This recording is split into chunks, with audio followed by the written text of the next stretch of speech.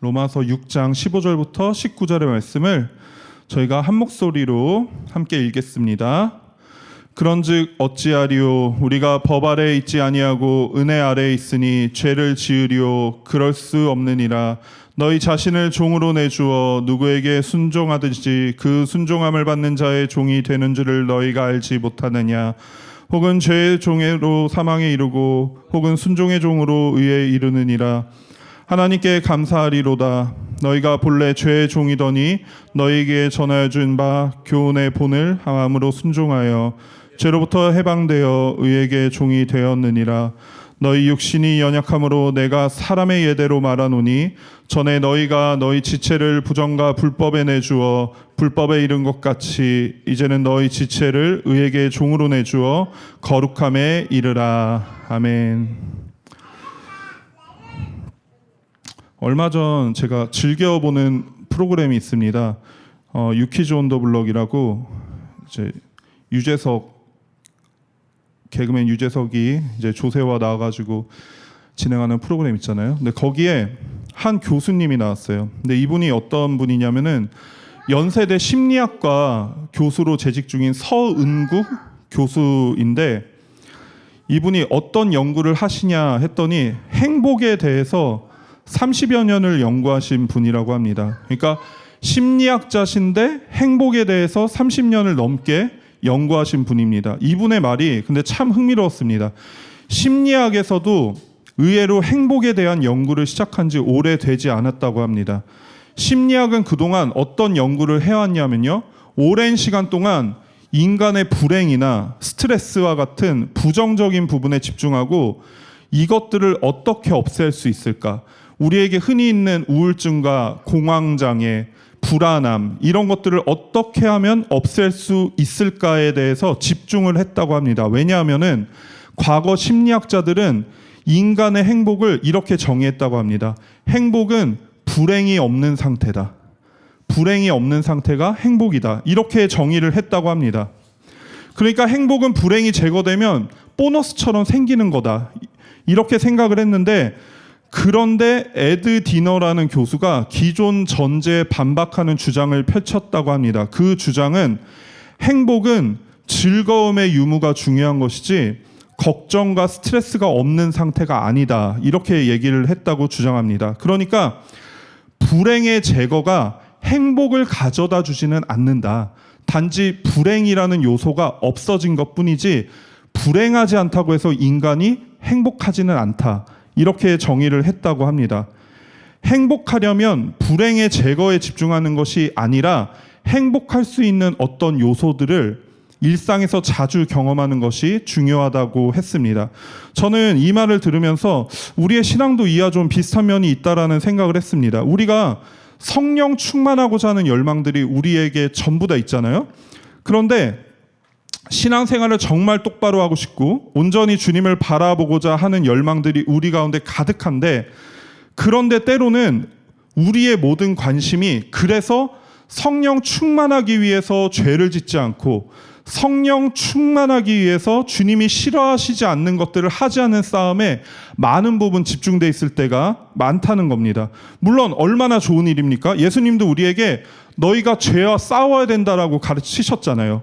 죄를 짓지 않는 것은 너무나 중요한 겁니다. 그런데 어쩌면 더 중요한 것이 있지 않을까라는 생각입니다. 오늘 읽으신 로마서는 복음에 대한 거대한 논문과 같은 책이라고 말할 정도로 복음의 핵심을 다루고 있는 서신서입니다. 이 중에서도 오늘 읽으신 6장은 성도가 단지 그리스도를 믿음으로 말미암아 의롭다 하심을 얻는 이신칭이 그 이후의 국면을 다루고 있는데요. 단지 예수 그리스도를 나의 구원자로 믿는 믿음을 보시고 의롭다고 선언하시는 하나님의 법정 용어가 칭의잖아요. 근데 이 칭의는 율법에 의해서 나온 것이 아니라 율법의 행위와 상관없이 주어진 믿음의 의라는 거죠. 그런데 우리가 이 믿음의 의를 가지고 어떻게 살아가야 하는지에 대한 말씀을 이제 오늘 6장에서 말씀을 하고 계세요. 그래서 오늘 본문의 시작이 이러합니다. 그런즉 어찌하리요 우리가 법 아래에 있지 아니하고 은혜 아래에 있으니 죄를 지으리요 그럴 수 없느니라. 읽지는 않았지만 바울이 바로 앞절인 14절에 죄가 우리를 더 이상 지배할 수 없는 것은 우리가 율법 아래 있지 않고 은혜 아래 있기 때문임을 분명히 말하고 있습니다. 그러면서 질문을 하고 있는 거죠. 그런즉 어찌하리요? 우리말로 풀면 뭐죠? 그러면 우리가 어떻게 해야겠습니까? 우리가 율법 아래가 아닌 은혜 아래에 있다면은 죄를 지어도 괜찮겠습니까? 이 질문으로 오늘 본문을 시작하고 있는 거죠. 즉 여기서 제기되는 질문은요, 은혜 안에 있으면은 우리의 죄가 모두 다 사해지기 때문에 죄를 계속해서 진다 할지라도 괜찮은 것 아닙니까? 이런 질문에서 시작을 한다는 거예요. 사실 이 질문은 우리한테 그렇게 생소한 질문이 아닐지도 모릅니다. 왜냐하면 우리가 신앙생활을 하면서 겪게 되는 신앙의 아이러니가 있기 때문입니다. 그것은 우리가 예수님을 믿음으로써 모든 죄에서 자유케 됐다고 성경에서는 말씀을 하시는데, 그런데 우리는 여전히 반복된 죄를 짓고 있다는 겁니다. 분명히 자유케 됐으면, 모든 죄에서 우리를 건져내셨으면 우리가 다시는 죄를 짓지 않던가, 뭔가 초자연적인 하나님의 능력이 우리한테 임해서 아무리 죄를 짓고 싶어도 죄를 절대 지을 수 없는 그런 상태가 돼야 되는데, 근데 실제로 신앙생활을 해보면 그게 아니라는 거죠. 신앙생활을 오래 하면 할수록 이 고민에서 벗어나는 것이 굉장히 힘듭니다. 왜냐하면 그 오랜 시간 동안 계속해서 죄를 짓는 나 자신을 끊임없이 매일매일 발견하기 때문입니다. 그렇다면 우리는 어느 순간 이렇게 생각하기도 합니다. 우리가 아무리 죄를 지은다 한들 괜찮은 거 아닌가?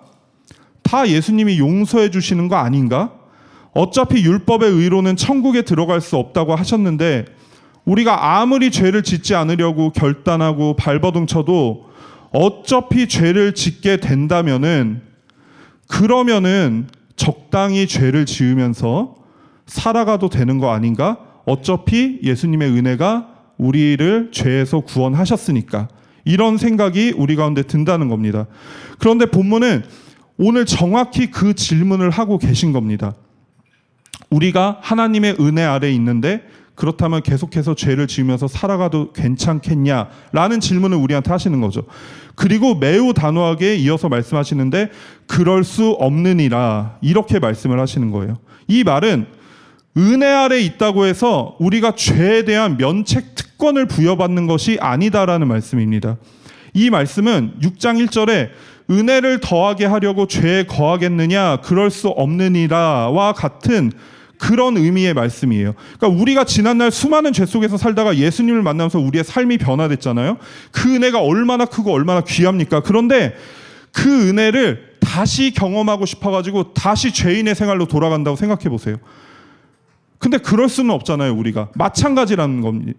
마찬가지라는 거죠. 우리가 그 큰 은혜 아래 있으면서 그 은혜를 면죄부 삼아서 내 마음대로 죄를 짓는다면 그것은 마치 알코올 중독으로 간경화에 걸린 환자가 간이식을 받아서 살아났는데 어차피 또 간이식 받으면 되니까 다시 알코올 중독에 빠지는 거랑 똑같은 일이라는 거죠. 우리가 구원받은 이 은혜는 너무나 커다란 은혜이기 때문에 다시 죄를 지으며 내 욕망과 내 욕심대로 살아갈 수 없는 은혜다, 이렇게 말씀하시는 거예요. 물론 우리는 연약한 죄인이기 때문에 완벽할 수는 없습니다. 때로는 넘어지기도 한다는 거죠. 하지만 우리의 삶의 방향성과 주제가 죄를 짓는 것이 되어서는 안 된다는 말씀이죠. 이에 대해서 신학자 존 머레이가 이렇게 말합니다. 율법 아래 있지 않고 은혜 아래 있다는 사실이 율법에 일치하는 삶을 살아야 하는 의무마저 덜어주는 것은 절대 아니다. 더구나 율법의 범법으로서의 죄를 지어도 된다는 특혜를 부여받은 것은 더더욱 아니다, 이렇게 말하고 있어요. 그러면서 16절에 그 원리에 대해서 성경에서 말씀을 하시는데요. 이렇게 말씀하십니다. 너희 자신을 종으로 내주어 누구에게 순종하든지 그 순종함을 받는 자의 종이 되는 줄을 너희가 알지 못하느냐. 혹은 죄의 종으로 사망에 이르고 혹은 순종의 종으로 의에 이르느니라. 이게 무슨 말입니까? 그러니까 우리가 어떤 사람한테 복종하여서 우리 자신을 그 사람한테 바치면 우리는 그 사람의 종이 된다는 말이에요. 이것은 매우 중요한 문제입니다. 왜냐하면 우리가 순종하여 전적으로 그 순종함을 받는 자에게 종이 된다는 것은 인생의 모든 것이 그 주인으로 인하여 결정난다는 얘기거든요. 그런데 우리는 죄의 종이 되어서 사망에 이를 수도 있었고 순종의 종으로서 의에 이를 수도 있었는데 예수 그리스도의 은혜로 말미암아 죄의 종의 신분에서 벗어나서 의의 종으로 돼서 사망에 이르지 않고 의에 이르게 되었다는 말이에요.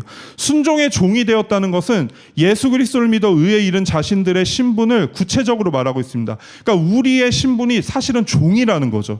단순히 어떤 좋은 사람을 만나서 인생이 핀 정도가 아니라는 거고요. 나를 도와줄 만한 어떤 귀인을 만나서 중요한 문제 정도가 해결된 그런 정도가 아니란 말이에요. 로또가 되어서 내 부족한 재정이 채워진 정도가 아니라는 겁니다. 우리가 구원을 받았고 율법에서 해방되어서 예수님의 큰 은혜 가운데 들어갔다는 것은 바로 우리가 그분의 종이 되었다는 것을 의미한다. 이렇게 말씀하시는 거예요. 내 인생을 돕는 정도가 아니고 내 인생의 모든 방향성을 그분이 결정하신다는 얘기예요. 왜요? 우리가 종이고 그분이 주인이시니까. 단순히 나의 필요가 채워지는 정도가 아니라 나의 모든 것이 그분으로만 채워진다라는 것을 의미한다는 거죠. 그러니까 마가복음의 말씀처럼요, 한 사람이 두 주인을 섬기는 게 불가능하다고 하십니다. 그러니까 이것도 섬기고 저것도 섬기고, 이거 다 좋다, 신앙생활도 적당히 하고 세상도 적당히 섬기고 탁월함도 좀 적당히 챙기다가 필요할 때는 이 주인 섬기고 필요할 때 이 주인 섬기고, 이게 안 된다라는 거죠. 인생은 언제든지 이것 아니면 저것을 선택할 수 있는 것 같지만 우리 주님께서는요, 나를 섬기든 세상을 섬기든 둘 중에 하나만 해라, 이렇게 말씀하시잖아요. 그 여지도 남겨두지 않겠다는 말씀이시죠. 분명한 방향을 제시하시겠다는 겁니다. 우리가 우왕좌왕 살아가지 않도록 하시겠다는 겁니다. 오직 예수 그리스도의 의를 향한 분명한 방향성을 가지고 살아가도록 하겠다, 그렇게 말씀하시는 겁니다. 이것이 바로 오늘 성경에서 말씀하시는 죄에서 해방되었다는 의미입니다. 죄의 종이 의의 종으로 된 것이 죄에서 해방되었다는 거예요. 그런데 아까 말씀드렸듯이 우리 가운데 커다란 문제가 있다고 말씀드렸습니다. 뭐냐면 예수님을 믿는데 자꾸 죄를 짓는 우리가 문제입니다. 오늘 로마서의 말씀대로 표현하면요, 의의 종인데 마치 죄의 종처럼 살아가고 있는 거죠. 이게 문제라는 겁니다. 물론 우리는 의의 종이 되기 전에 죄의 종이었습니다. 17절의 말씀도 우리를 너희가 본래 죄의 종이더니 이렇게 부르고 계시잖아요. 에베소서 2장 3절에서도요, 우리를 향해서 본질상 진노의 자녀이구나, 이렇게 말씀하십니다. 그러니까 우리는 예수님을 믿기 전에는 죄가 이끄는 대로 살아갈 수밖에 없었습니다. 그런 삶이 우리한테 익숙합니다. 좀 더 나아가면 편안합니다. 오랫동안 그렇게 살아왔기 때문에, 그리고 우리의 본성이 그렇기 때문에, 그러다 보니 죄의 종으로 살아가는 것이 더 익숙합니다. 의의 종이라 칭함을 받았지만 우리는 여전히 죄인이기 때문에 내 죄성이 살아나면 언제든지 너무나 능숙하게 죄의 자리로 돌아간다는 거죠. 그런데도 성경은 이런 우리를 향해서 죄를 짓지 말라고 하시는 거죠. 우리 몸의 욕심을 따라 살아가지 말라고 하십니다. 우리의 몸을 불의를 행하는 도구로 내어주지 말라고 하십니다. 그러니까 우리가 어때요? 신앙생활하면서 지킬 게 너무나 많은 거죠. 하지 말아야 될 게 너무나 많은 겁니다. 방탕하면 안 되고 술 취하면 안 됩니다. 음란하면 안 되고 다투거나 시기하면 안 됩니다. 많은 그리스도인들이 예배를 못 나가거나 새벽 기도를 빠져가지고 죄책감에 시달리거나 기도와 말씀 생활을 못하면 스스로 자괴감에 빠지거나 또 습관적인 죄로 괴로워하고 이웃을 사랑하지 못하고 미워하는 내 모습을 보고 좌절합니다. 하지 않아야 할 것을 계속해서 하고 있는 우리의 모습을 보면서 내가 그리스도인이 맞나 하는 회의감까지 드는 것이 사실이라는 말입니다. 그래서 다시 이를 악물고 다짐하고 결단하고 살아가지만 매번 실패하고 넘어지는 것이 많은 이들의 현실입니다. 도대체 왜 그러냐는 겁니다. 우리는 왜 죄에서 자유할 수 없는 걸까요? 그 이유는 하지 않아야 할 것을 하지 않는 것만으로는 충분하지 않기 때문입니다. 지켜야 할 것을 지키고 하지 말아야 할 것을 하지 않고 죄를 짓지 않기 위해서 결단을 하고, 그런 것들은 너무나 귀한 건데 그것만으로는 충분하지가 않다는 겁니다. 이 말이 무슨 말이냐면요, 서두에 불행의 요소가 제거된 상태가 행복이 아니라는 말씀을 제가 드렸잖아요. 마찬가지입니다. 단순히 죄를 짓지 않고 있는 상태가 성령 충만이 아니라는 겁니다. 근데 우리가 가장 연약한 부분이 그 부분이니까 우리는 때로는 신앙생활하면서 내가 이 죄를 짓지 않아야지, 내가 이건 하지 말아야지, 요거는 꼭 지켜야지, 이렇게 하면서 우리의 성령 충만을 논할 때가 굉장히 많다는 거죠. 이것은 예수님의 가르침에서도 볼 수 있습니다. 마태복음 12장에 보시면요, 악한 7 귀신의 비유가 나옵니다. 그러니까 더러운 귀신이 사람에게서 나갔을 때 그 귀신이 떠돌아다니다가 다시 그 사람한테 가보니까요, 말씀에 그 집이 비고 청소되고 수리되었더라. 그랬더니 더 악한 귀신 7을 데리고 와서 우리가 글로 들어가자, 이렇게 말하잖아요.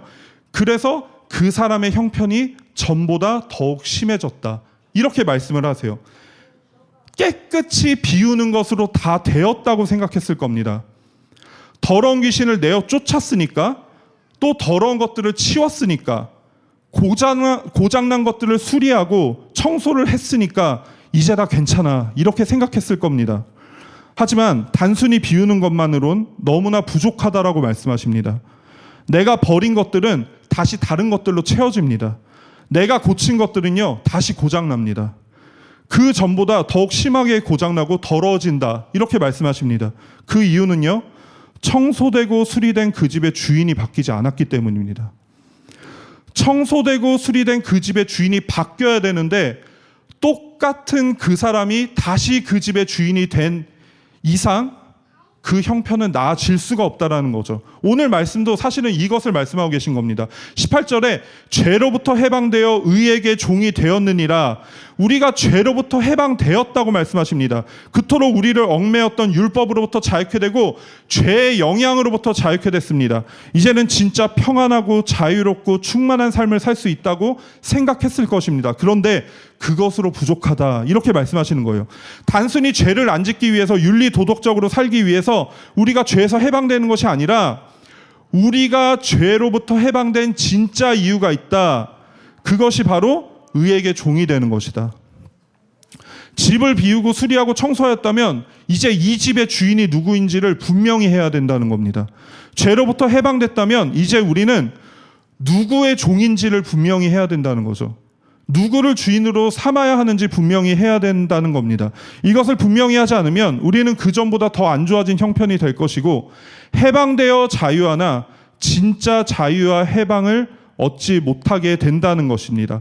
갈라디아서 5장 13절에 보시면요, 형제들아 너희가 자유를 위하여 부르심을 입었으나 그러나 그 자유로 육체의 기회를 삼지 말고 오직 사랑으로 서로 종노릇하라, 이렇게 말씀하세요.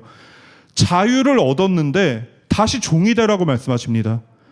자유를 얻었으니 그 자유로 내 마음대로 살아갈 것이라고 생각했는데 내 마음대로는 없다.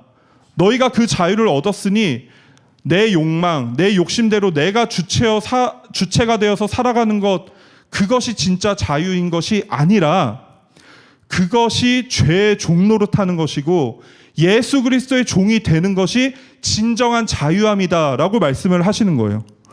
왜냐하면 모든 인간은 반드시 누군가를 섬기게 되어 있습니다. 예수 그리스도가 아니라면 세상을 섬기거나 나의 욕망과 나의 욕심을 섬기게 되어 있습니다. 또 다른 우상을 섬길 수도 있습니다. 죄에서 벗어나기만 하면 다 될 줄 알았는데 그게 아니라는 거죠. 구원의 은혜로 자유를 얻었으니 바로 예수 그리스도의 종이 될 수 있는 그러한 은혜가 우리 가운데 열렸다라고 말씀하시는 겁니다. 그래서 오직 사랑으로 서로 종노릇하는 것, 즉 하나님을 사랑하고 이웃을 사랑하는 그 사랑의 종이 되는 것. 그래서 율법에서 자유한 자가 그 율법의 껍데기만 지키는 게 아니라 율법의 강령, 궁극적인 의미, 하나님을 사랑하고 이웃을 사랑하는 그 참 사랑을 직접 살아내고 그 사랑의 종이 되는 것, 그게 진짜 율법에서 자유한 거다, 이렇게 말씀하시는 거예요. 율법의 주체이신 살아계신 예수 그리스도의 종이 되는 겁니다.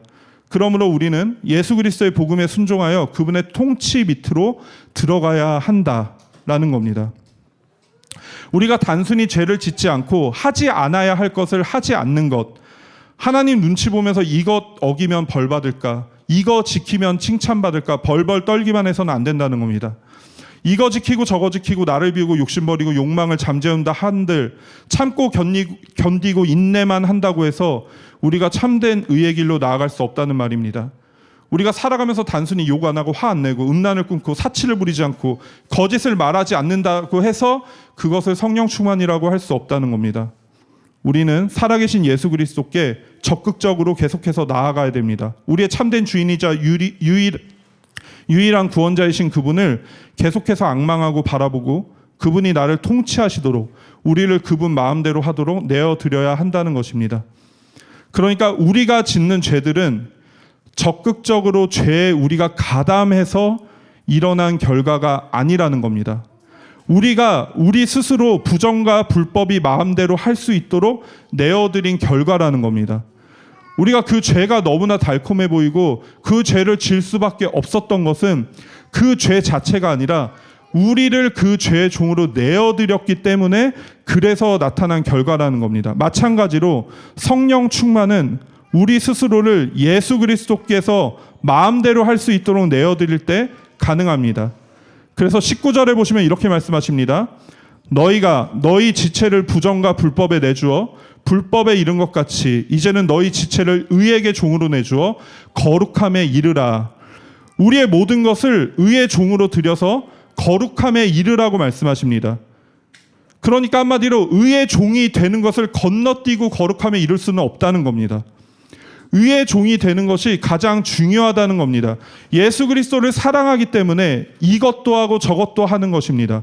그분의 종이 됐기 때문에 모든 것이 그 의의 종이라는 신분에서 출발한다는 겁니다. 이거를 가장 잘 알 수 있는 게 우리의 연애를 보면 알 수 있습니다.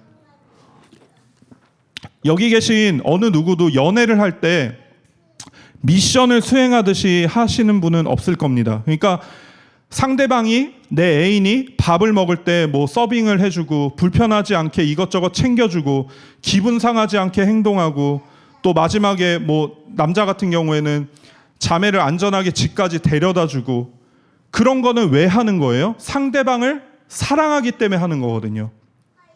그런데 이렇게 한번 생각해 보세요. 그 행동 자체가 목적입니다.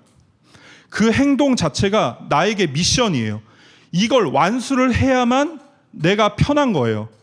만약에 그렇게 행동 자체가 목적인 연애를 한다면 어떨까요? 임무를 수행하고 지켜야 하는 법칙을 지키고 하지 않아야 할 것을 하지 않고 해야 하는 것을 함으로 안심하는 연애를 한다고 생각해 보십시오. 이것을 연애라고 부를 수 있을까요? 상대방을 사랑하고 그 사람에게 집중할 때 나오는 자연스러운 행동과 규칙들은 너무나 유익합니다.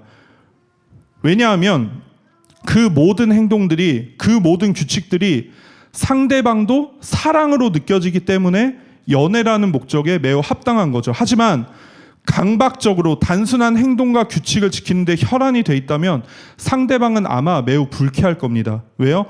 그 사람이 나에게 집중을 하고 있지 않기 때문이겠죠. 그 사람의 마음에는 내가 없기 때문입니다. 우리가 한번 생각해 보길 원합니다. 우리 마음에는 누가 주인이십니까?